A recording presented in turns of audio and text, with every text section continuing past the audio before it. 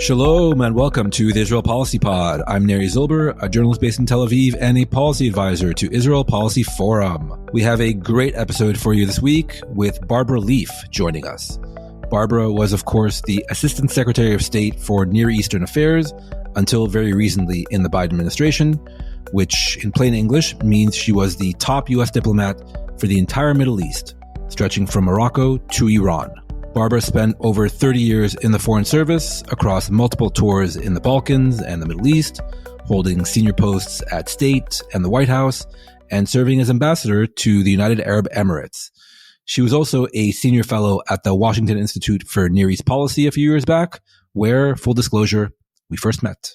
This was a really fascinating conversation about what it was like at the very top of the U.S. administration on October 7th and during most of the Gaza war, the ongoing ceasefire-hostage talks and day-after plans for Gaza.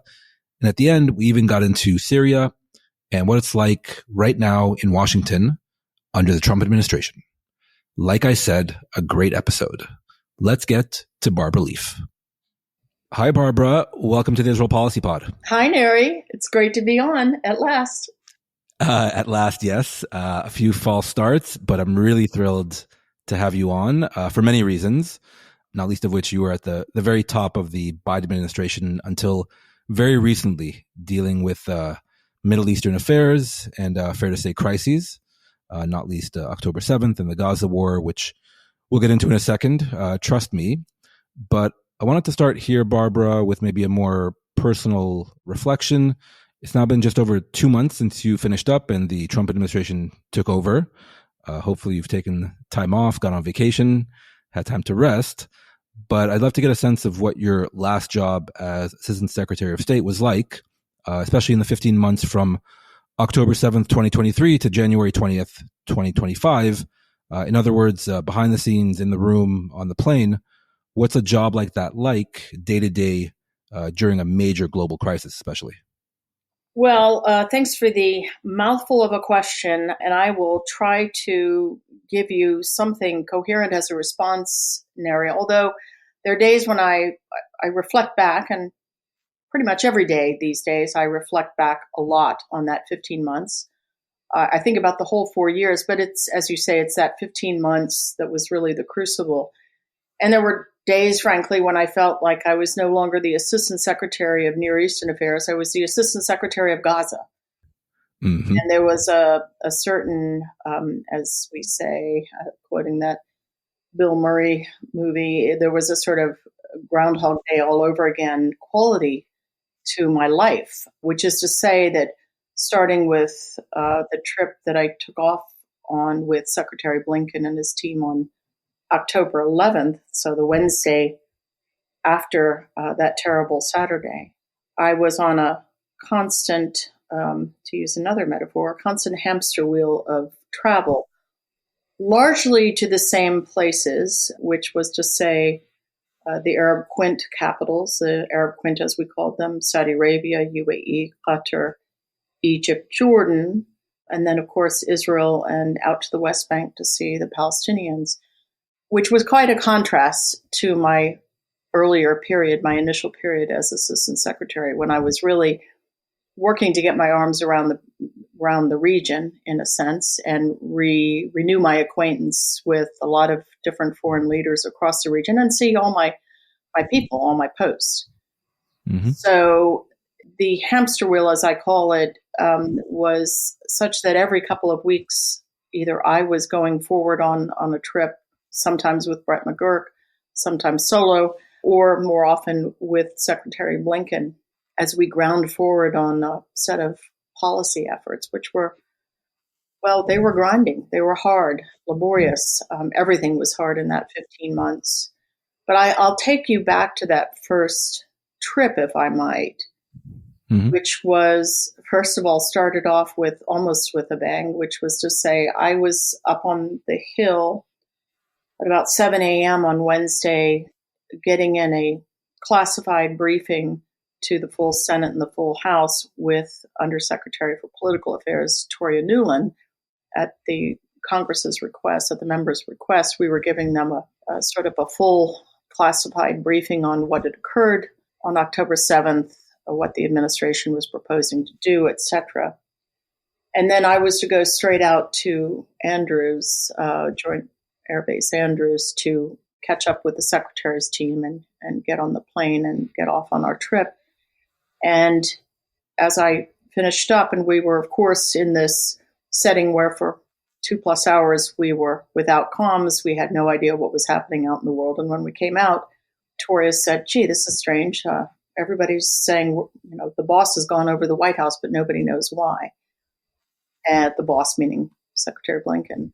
Well, as it turned out, and he caught up with us belatedly out at Andrews, there was a very rapid huddle that morning because as it all became public later, there was a near-death experience, if you will, of a second big front opening up that day between Israel and Hezbollah. Now, Hezbollah had started firing rockets and so forth on the 8th, so quickly joined the fight, as it were, with Hamas. But this was what was hanging in the air, was the possibility that Israel would turn and launch a full-scale assault in fear that what they saw coming was something similar from the Lebanese side of the border. Anyway, long story short, that was a sort of hair-raising start to our trip. Of course, it was averted. The White House and the Secretary and President were all on the phone and sorted things with Prime Minister Netanyahu and his team, and clarified that there was, in fact, not coming what they thought was coming. So we took off on that trip that was really rapidly thrown together and sort of almost instinctively, if you will, with the thinking that these were the 5 core partners that we would want to, first and foremost, get in a huddle with, compare notes with, try to align approaches with, in terms of what was developing in Israel and in Gaza. And of course, in the first instance, it was to show just a massive, visible show of support for the Israeli people, for the Israeli government at this time of really severe trauma. Right. And we're going to get into many of those issues in just a moment, trust me. And I'm curious, in terms of the travel to the region, obviously meeting with key stakeholders, obviously here in Arab capitals, in terms of the, shall we say, dialogue back in Washington, especially at the very top of the administration. And this is a hypothetical question, Barbara, but in terms of the president's senior foreign policy team, how do you all coordinate and manage and speak to each other? Or put another way, how should senior aides to the president communicate with each other on such sensitive matters during a crisis? Well, I mean, there was just a constant stream of discussions, classified phone calls, meetings in the situation room, of course, across classified email. I assume you're prodding me in terms of Signal Gate. Yeah, these were extraordinarily sensitive issues and an extraordinarily perilous time. Because as we saw rapidly, if you go back and look at the early public remarks, the thing that the secretary flagged, that other senior officials flagged early on, was their determination, our determination, to prevent all-out war and an opening up of a front on every side. So providing the requisite support of every nature was key, and those were sensitive issues which were kept in classified channels for the most part. I mean, obviously people use messaging apps to check in and say, "Hey, have you arrived yet? Hey, what's this, what's the mood?" Things like that. But you keep your sensitive topics to classified channels. Okay. Which was often the case. Right. I had to ask because it's still front and center in the news and on people's minds. So having someone who recently served in a senior position, I'm sure many of our listeners are curious as to how you actually would communicate with your peers in the administration. I had a secure phone in my office. I had secure classified system for both reading cable traffic and for secure email traffic. So there was that, which was the typical way that I would be talking across the administration. Or I'd nip upstairs to see senior officials in person, again in a classified setting. Or I'd go over to the White House when there was a meeting, or we would have a secure video conference.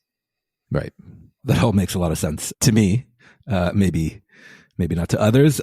Let's get into the brass tacks, and you alluded to some of these issues, and I wanted to start really with the U.S. Israel relationship in the context and shadow of the Gaza war. Look, from firsthand experience being here on the ground, there was definitely this amazing sense of gratitude, appreciation, and love, I'll say it, towards President Biden in the early stages of the war.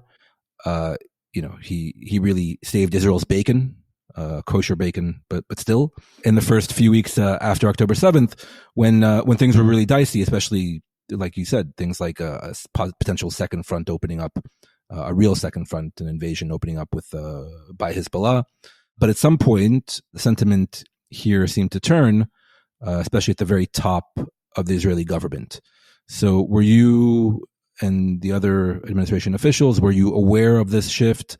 And how do you explain it now, in retrospect, a few months away from it? The simple answer may be just simple ingratitude by the Israeli prime minister. My words, not yours.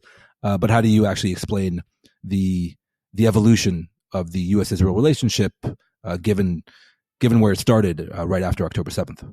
Yeah, big question, and I don't think I can give a neat and tidy response to that. It's a vast question, and if I pick it apart, I would say first and foremost, what never flagged was President Biden's unstinting, really emotional, but also hard-nosed foreign policymakers' determination to support Israel and the Israeli people, and of course the Israeli government insofar as he could. That never flagged.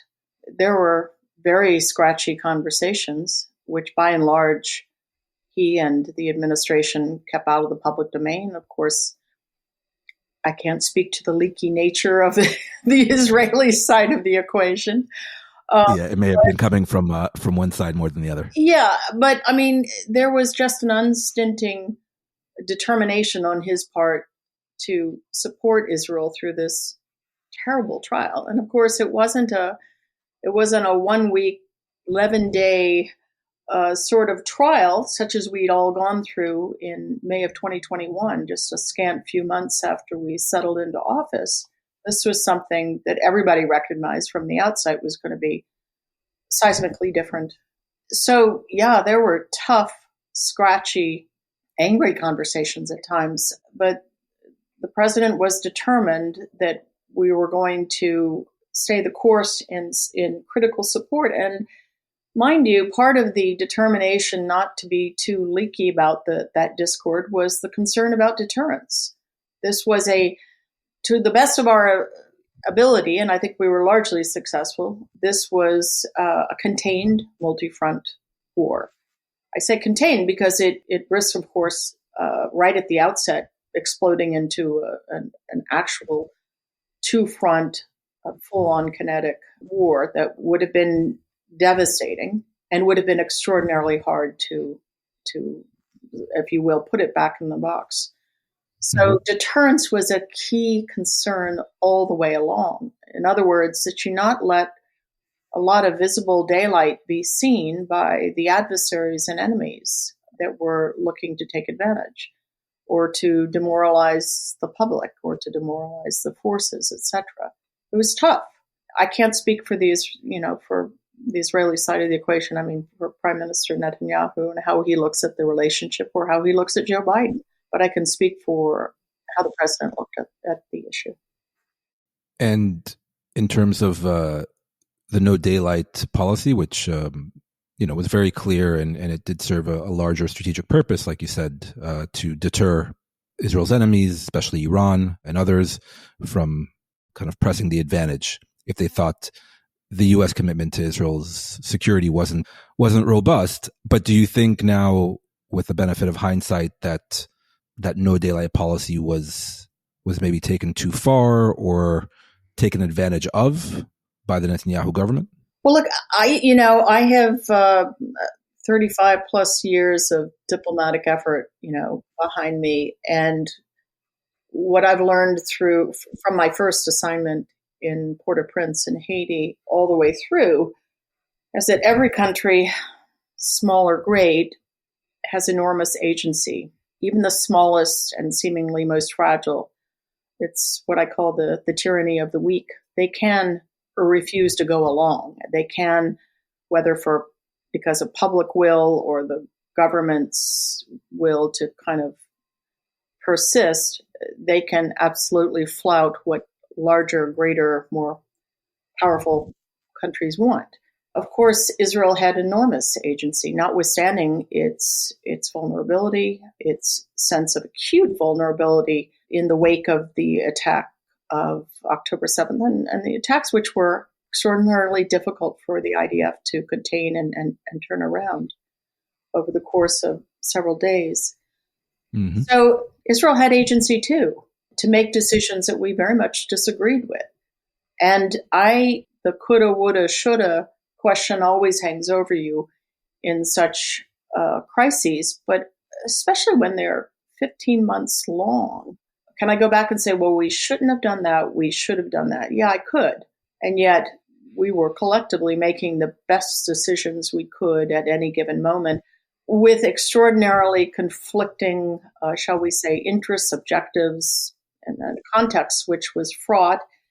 And certainly as we rounded the corner on the conflict in the winter into the spring of 2024, that became a more heated set of issues because of the Rafah operation and the extreme levels of deprivation that the Gazan Palestinians were suffering. So no easy answer to that one. And I'm not ducking it. I don't have an answer to it because I know that, the easy answer all along was we'll just cut off the arms or just hold back on X or Y. Well, that's a blunderbuss. And as I say, deterrence was a strategic concern. Still, you can hold up a given arms shipment and the country will still do what a country's going to do. And I mean, I'll say it so you don't have to. Also, the U.S. was heading into an election year, and it became a very fraught domestic political issue as well. I mean, yes, of course. From all sides. No question. That was in no small part a lot of the heat, as well as the campus protests. So, yeah, all of these factors had to weigh heavily every day, especially on the shoulders of the president himself. But as I said earlier, he had an unstinting, fixed purpose, which was to see Israel through this crisis one way or another, give his best advice. Sometimes that was a brutal conversation. And it wasn't just the president. Obviously, there were many, many different channels of that advice giving. And historians are going to judge, of course, not only the Americans, the historians will judge, of course, how the Israeli government maneuvered through all of this. Indeed, and I hope American historians will make their own their own analyses. But I think when the dust settles on my end over here, I think Israeli historians and I think the Israeli public will be very grateful that Joe Biden was the president on October 7th and after October 7th, just in terms of his commitment to Israel and Israel's security. And like you said, Barbara, states have agency. It's true in the Israeli context. It's definitely true in the Palestinian context, and it's true in many other parts of the world. I think from the outside looking in, especially at how policy and foreign policy is made in Washington, it's very easy just to say, well, why doesn't the U.S. just dictate to this or that country on this or that issue to get things done? I think this isn't a new thing. This goes back years and decades. It's easier said than done to get countries to do what you want them to do, even close allies. That's right, Neri. And I will just say, as an amateur historian myself, or at least a history lover, avid history reader, Israel itself will bear the burden of the choices its leadership made or didn't make all along the way. That, in effect, is going to be the more telling cost, the more telling price. a friendly government, even the closest friendly government, yeah, we could have cut off arms sales. We could have done X and Y and Z. But ultimately, the price will not be in an arms shipment here or there, held or not held. The price will be how Israel eventually gets out of this crisis. And that is where agency is both the ultimate privilege, ultimate responsibility, ultimate burden. Yeah, especially since it's quote unquote our crisis and our burden, and the U.S. is thousands of miles away. That's right. That's also something people forget. Shifting gears, but staying on Gaza, Barbara, I have to ask about the ceasefire for hostage talks in retrospect, and then we'll get hopefully to the current moment. But looking back to last year, as I understand it, there are two competing understandings, shall we call it, for what happened in the summer and fall of 2024 and why we didn't get a deal until this past January, at the cost, it has to be said, of several hostages' lives. One side has fully and solely blamed Hamas for ducking a deal and hardening its terms during that time period. The other side of the debate pins the blame more on Netanyahu due to domestic political considerations and various machinations, and especially hardening Israel's terms in the early part of that summer, and then in the fall making the Philadelphia corridor and other issues the bedrock of Israeli security. I have to ask, what's your understanding of what really happened last year inside the Gaza talks, and especially to get the hostages back? Look, there are myriad factors that weighed on the talks throughout the course of the summer and into the fall, and weighed heavily on the prospects for a breakthrough. I would say, there's no question that Hamas had a major role in that, and until now, Hamas is the ultimate villain of the piece. Let us never forget. And right. Hamas, too, even as a non-state actor, enjoys tremendous agency. And it has chosen to exercise it most often negatively, most often in saying no or in obstructing or what have you. The prime minister or the Israeli government, I think, the Israeli government, if you take the military and civilian leadership and so forth, struggled throughout that period with an ultimate sort of unanswered question, which I think hung over everything and still does, which is where does the prime minister want to go ultimately with Gaza? Now he has begun to articulate something a little more defined, I guess you would say, in this last week or so, suggesting possibly an indefinite Israeli reoccupation. Not clear. Certainly an eternal Israeli security overwatch. But, as those negotiations stumbled along, that was a period during which, separately but not unlinked, obviously running along on parallel tracks, we were attempting to put together with our friends, the Israelis, a practical kind of roadmap for post-conflict arrangements, security, governance, reconstruction, etc., which ultimately has to take you to what is Gaza supposed to be other than this battered piece of real estate with 2 million suffering people? What is its part in the Palestinians' future? They know what Gaza is supposed to be, which is a piece that is politically and otherwise conjoined with the West Bank and is the sort of the stepping stone to a state. The prime minister was never clear.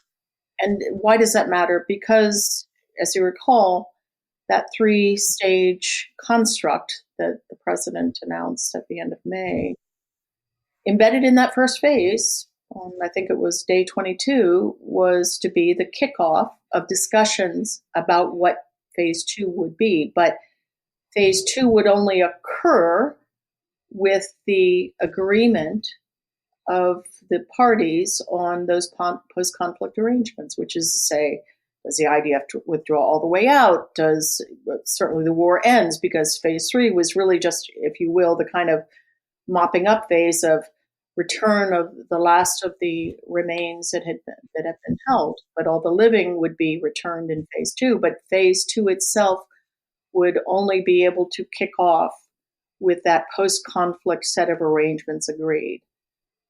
I don't know. If the prime minister has a clear vision, he did not articulate it throughout that period, and senior officials acknowledged that to us. So it did make things extraordinarily difficult. But I think this is exactly why I told you some time ago I was quite certain that much as we were all thrilled to see the agreement on January 17th and then the kickoff on January 19th of phase one of the ceasefire, I had no confidence. In fact, I was quite confident in the opposite direction. I had no confidence that phase two would ever get started, because you have to begin a serious conversation about those post-conflict arrangements. And there's a fundamental conflict embedded in that. If I could just add what you've heard me say before, I always found it illogical that Hamas should be the party at the table for those discussions on phase two. Why would you want to discuss the arrangements for post-conflict security, governance, etc., with the party that precipitated this terrible conflict? Why should Hamas have a vote? It should be a representative of the Palestinian people, but it should, in my mind, it's the logical thing is the Palestinian Authority, however battered and imperfect a vessel of governance that is, that would have been in my mind, the logical partner at the table. And that would have, with the right political kind of discussions in bringing in the other Arab states, would have had a squeezing effect on Hamas that isn't there right now.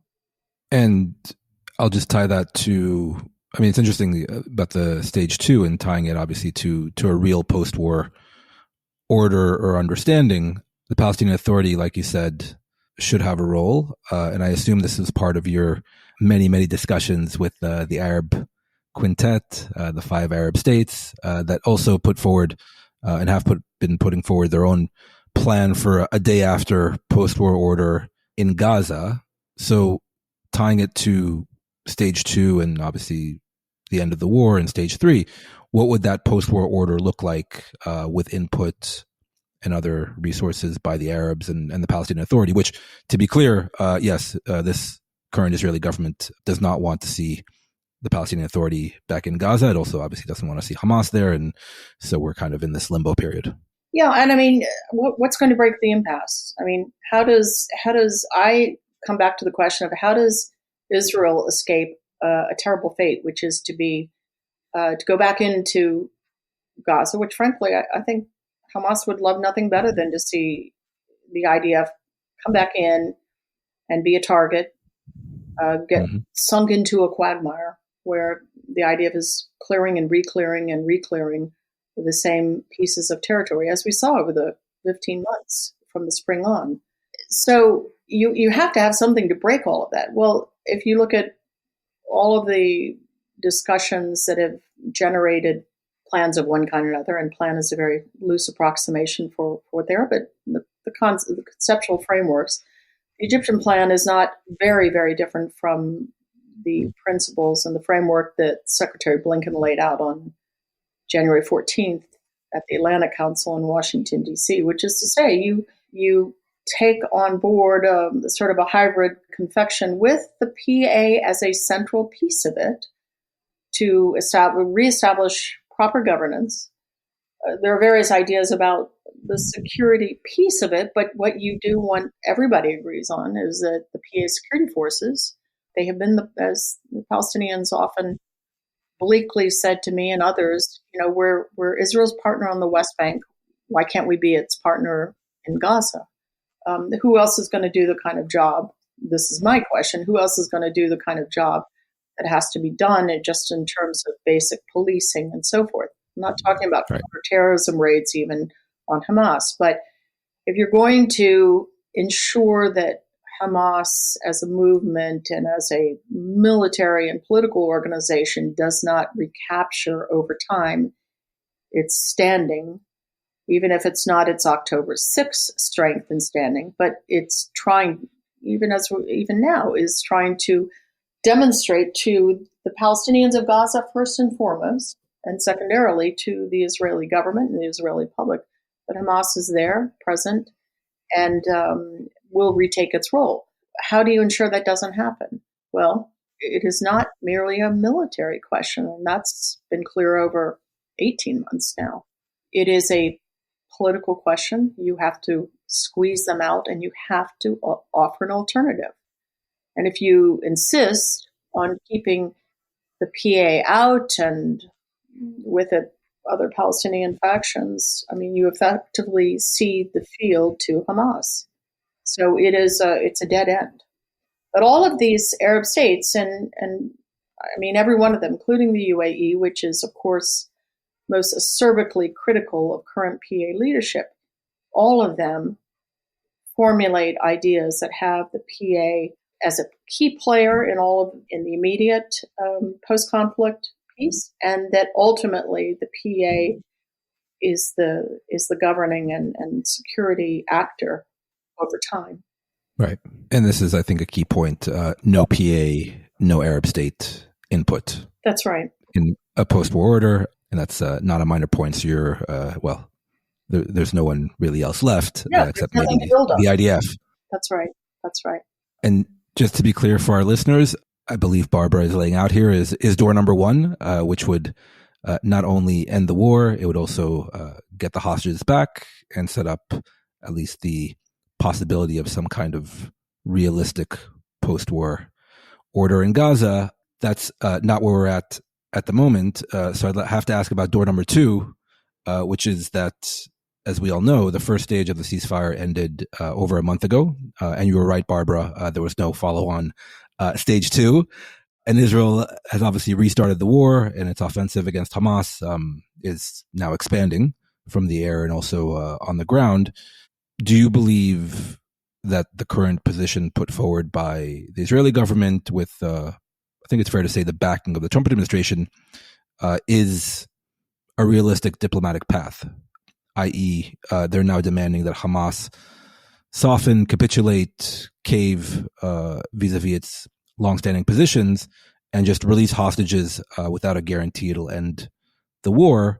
You know, knowing what you know about the dynamic of these negotiations going back now a year and a half, do you think this course of diplomacy has a chance to succeed, at least for, to get a month or two ceasefire in return for X number of hostages, if not to end the war? Well, I mean, Neri, to say the obvious, but I will. A clock is ticking, and that clock is the lives of those remaining hostages. So of 59 still named, maybe 24 are living. It's all very uncertain from one week to another. One doesn't really know, even the best intelligence with certainty. So there's that clock that is moving inexorably. You overlay active military operations, especially if, as is being discussed, you have a very large resumption of ground operations.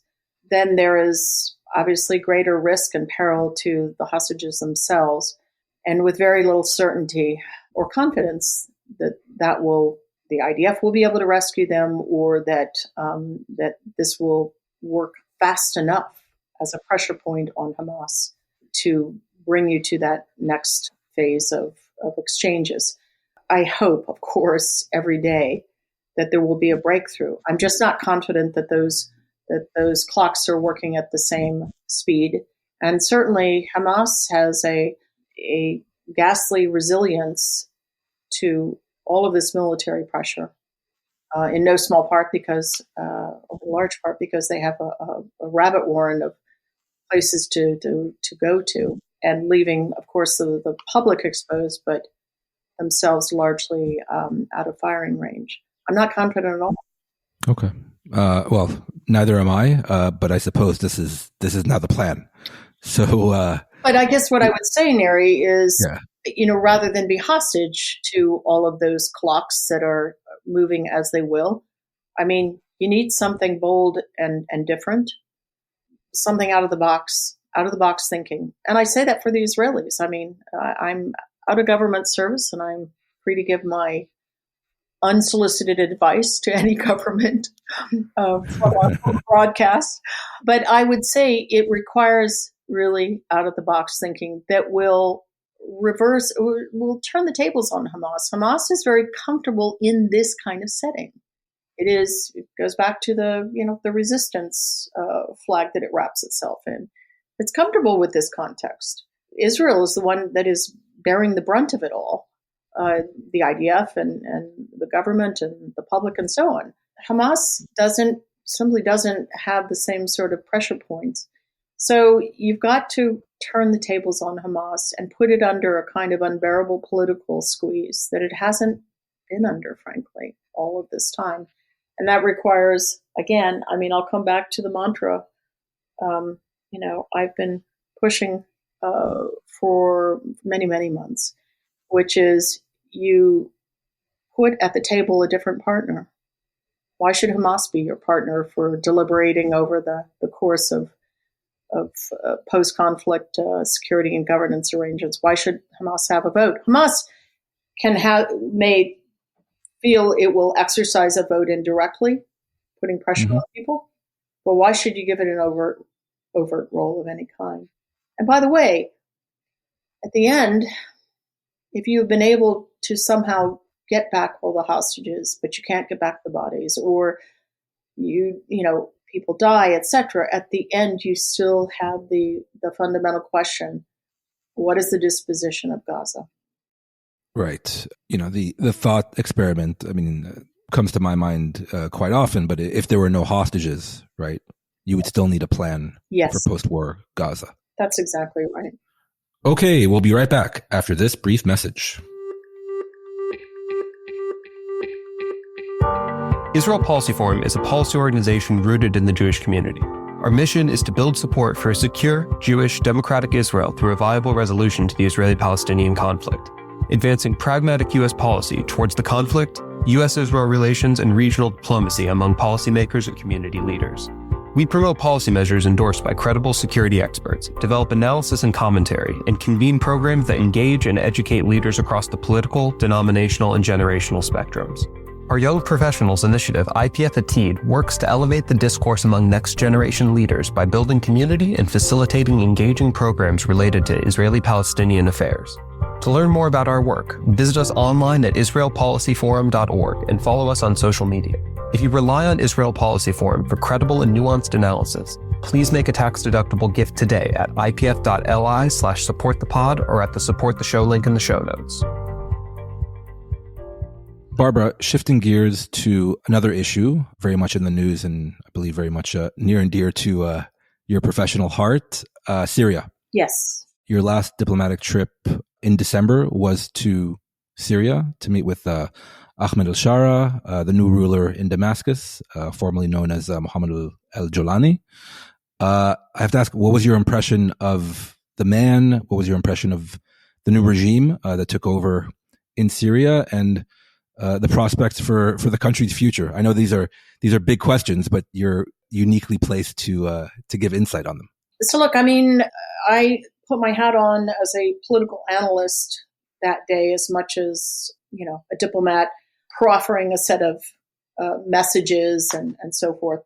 And, I scrutinized him. I listened carefully to every word. I, reviewed his body language in the course of a number of exchanges that couldn't have been comfortable for him. And of course, I had talked to a whole set of Syrians ahead of meeting with al-Sharaa, civil society actors, our own embassy staff who have fearlessly, in some cases, but courageously kept our installation secure during these many years when we've been gone. And of course, I met with the White Helmets, another fearless set of actors. So I had a lot of information garnered that day. I'd also spent a week in Amman preparing for the trip and talking to a lot of other folks, including people who were going in ahead of me, European and other diplomats. I was talking to other regional officials and so forth.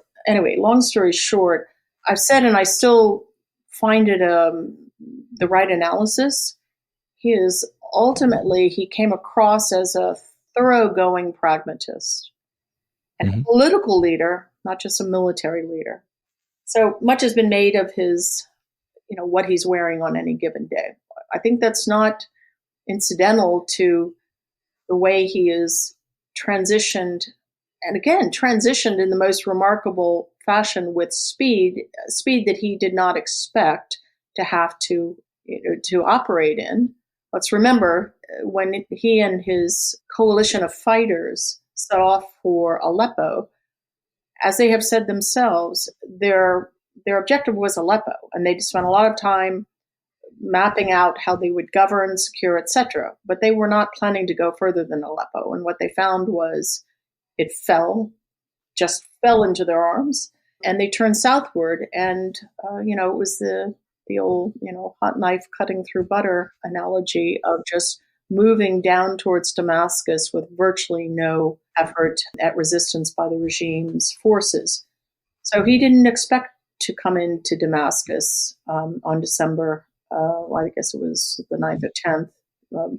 Assad, fled ignominiously on December 8th, and he came in a day or so later after southern militias had moved in to secure the city.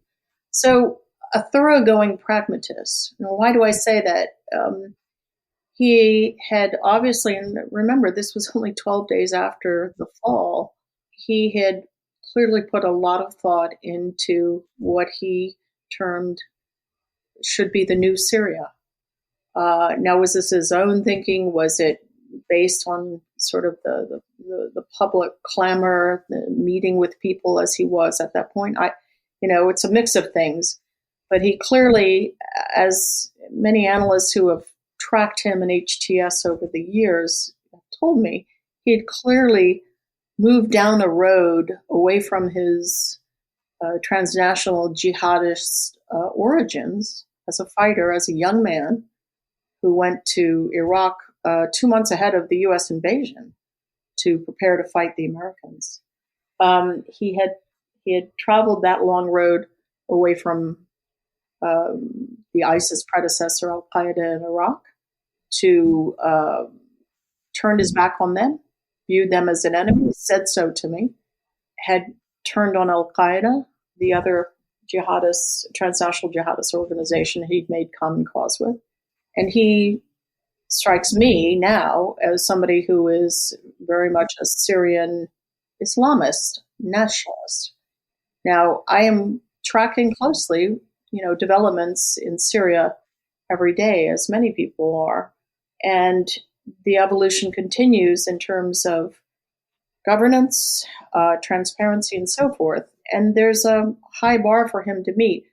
But I am impressed by the degree to which he is putting so much personal effort into outreach within Syria to all of its different communities, as well as the outreach that he and his foreign minister are doing for regional countries, including, importantly, Iraq, which, given Iraq's difficulties, all those years of Bashar al-Assad having basically fed this stream of foreign fighters into Iraq to fight the Iraqis, not just the Americans, but Assad fed that conflict in Iraq. And of course, the disappearance, the eclipse of Iran and its proxies in Syria in a sort of an earthquake of a moment really shook actors, political and militia actors in Iraq. And that first week, I did 2 trips to Baghdad, one ahead of the secretary and then one with Secretary Blinken before we went to Jordan for a ministerial with other countries and before I went to Damascus. And the Iraqis were staggered by what had occurred next door. As a Shia majority country, they were anxious and alarmed by the Alawite community now displaced from power and now presumably being very vulnerable. They were concerned about Shia religious sites and so forth. But I have watched this effort on both sides to really connect with each other, which I think is really fundamental to the prospects of Syria stabilizing and Iraq stabilizing further. So far, so good, but still a long, long way to go. Undoubtedly. And I just have to ask, again, on a more personal level, I think you were the first U.S. diplomat to visit Damascus since 2012? Yes. So obviously it was important for the U.S. to go and suss out this new ruler in Damascus, but I'm sure he was also very curious, excited, maybe even happy that a senior U.S. diplomat was actually coming and meeting with him, right? Mm-hmm. Yep. And I mean, it was evident that he had both cleared his entire afternoon for us and would have stayed indefinitely. I had to bring the conversation to a close after an hour and a half because we had to get back on the road before dark. But it was also clear that he had done an enormous amount of preparation and thinking about the conversation. So he was very well prepared and he was very engaging on every topic. In other words, no matter how difficult the topic or how difficult my message was, he engaged and engaged forthrightly and with good humor, I would say. He does not strike me as a lighthearted, joking kind of guy, but he cracked a smile a number of times, and it was a very cordial conversation. That's what was so striking, including in the parts where we were talking about Israel and what Israel was doing, and he rather plaintively asked, could we help in getting Israel to get back on its side of the 1974 demarcation line? But that was one of the many points at which I sort of metaphorically closed my eyes and reminded myself I was speaking to a Syrian official, because he was non-polemical, did not, Hafiz al-Assad was famous for starting every conversation with, let me tell you about 1948. And, and of course, he and his son were extremely polemical in every sense about Israel, publicly and privately.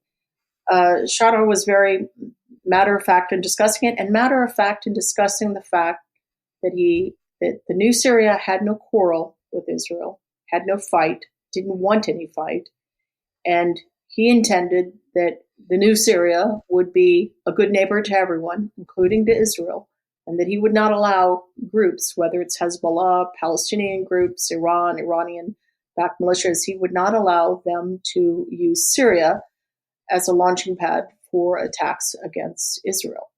So it was, to my mind, one of the more striking pieces of our conversation because of the matter-of-factness about the way he spoke of Israel and the desire not to have any fight. That's not a minor point. And since this is the Israel Policy Pod, I have to follow up and ask, given what Israel has done since early December in Syria, right, moving in across the border from the Golan Heights, taking over this kind of new security zone, declaring, as Netanyahu has, that he wants all of southern Syria demilitarized, still striking various military assets and sites all across the country. Both as a former senior U.S. diplomat and as a Middle East analyst, what do you think about this new hardline Israeli approach to the new Syria?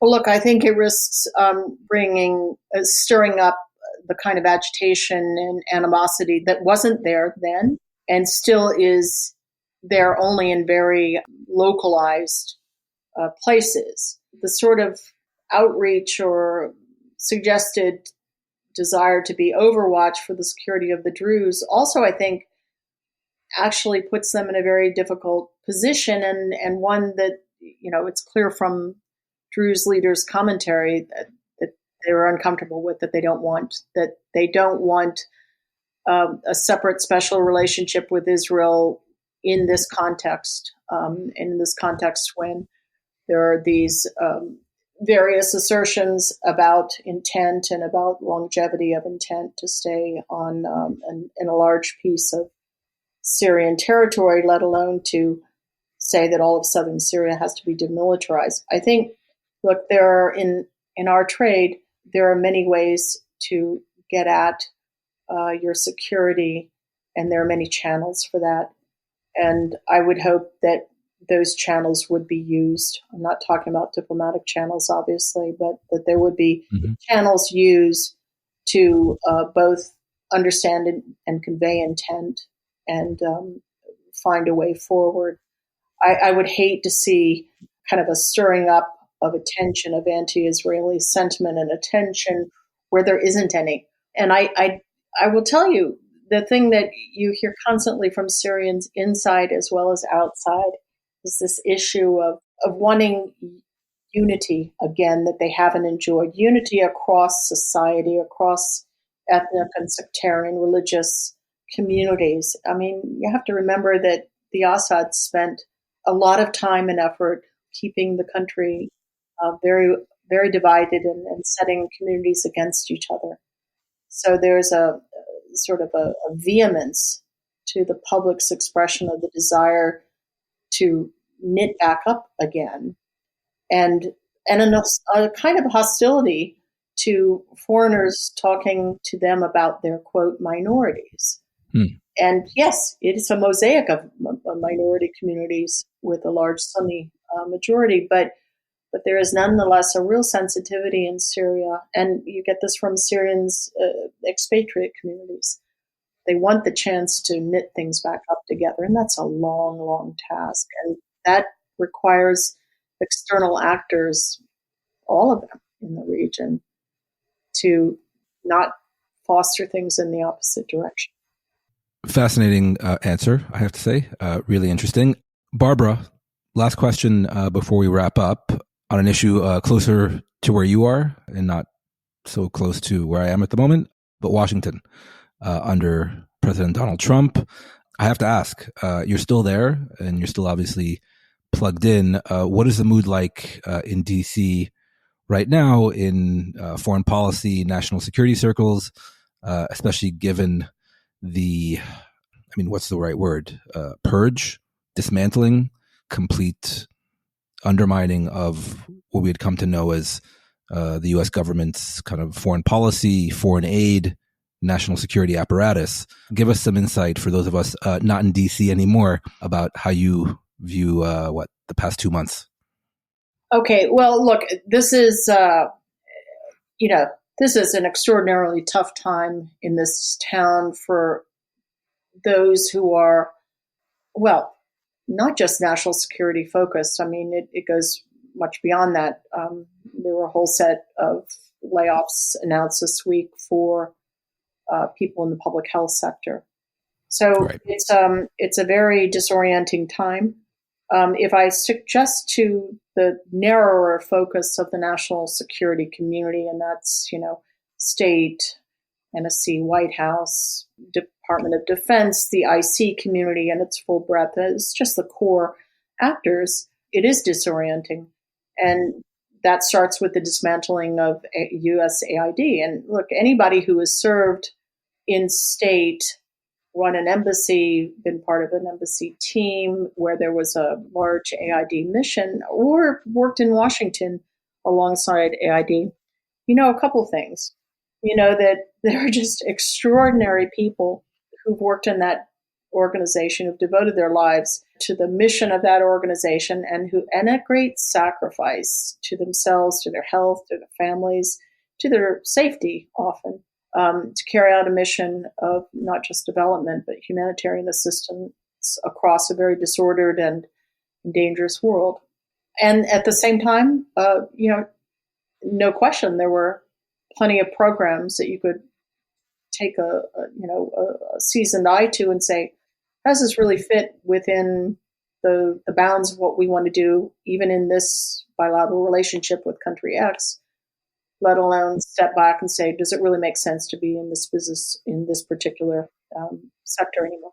But, that kind of really methodical review was not done, unfortunately. So it's been pretty shattering, of course, to folks in the national security community to watch this, because AID and the assistance that comes with it is just a critical tool set.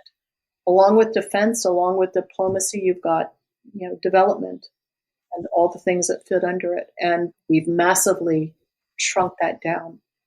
And I think it's going to hurt us. There's no question. And the Chinese, boy, they're all about exploiting that hurt in large swaths of, be it Africa or the Middle East, where we will no longer have programs of any size or substance. And then, there's a question just overhanging in a large part, where is this all going? So great uncertainty.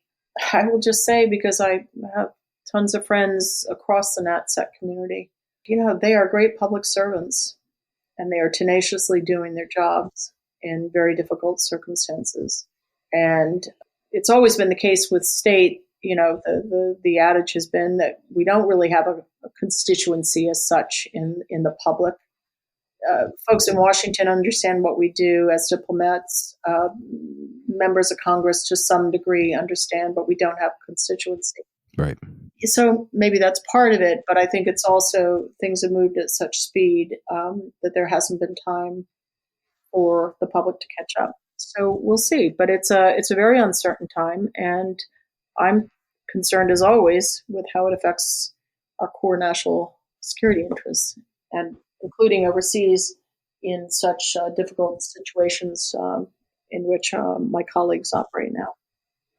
Indeed, and I guess all of our fears is that it's not over yet. So, like you said, it's a question of where this is all going and how far this new administration wants to take it. And yes, it's oftentimes very difficult to explain to lay people outside of DC, the American public, the exact importance of a forward-leading, robust international presence, whether it be diplomatic, developmental, defense, military, to be engaged in the world. And I think that's going to be a major loss, not just for the U.S., but for the entire globe, as we may find out. Barbara, we have to leave it there. Thank you so much for your time and insights. We didn't even talk about Lebanon or Iran, all the other. Neri, there's so much. And this is why I say, I felt like the Assistant Secretary of Gaza, because that was my life for 15 months. But notwithstanding that, I did manage to get to Algeria and Morocco late last year. I did work on other issues. So invite me back and we'll talk about those other issues. We'll have you back on for sure, Barbara. And thank you again. Take care. Thank you. Okay, thanks again to Barbara Lee for her generous time and insights. Also, a special thanks to our producer, Jacob Gilman, and to all of you who support Israel Policy Forum's work. Do consider making a donation to Israel Policy Forum so it can keep being a credible source of analysis and ideas on issues such as these that we all care deeply about, including this podcast. And most importantly, thank you for listening.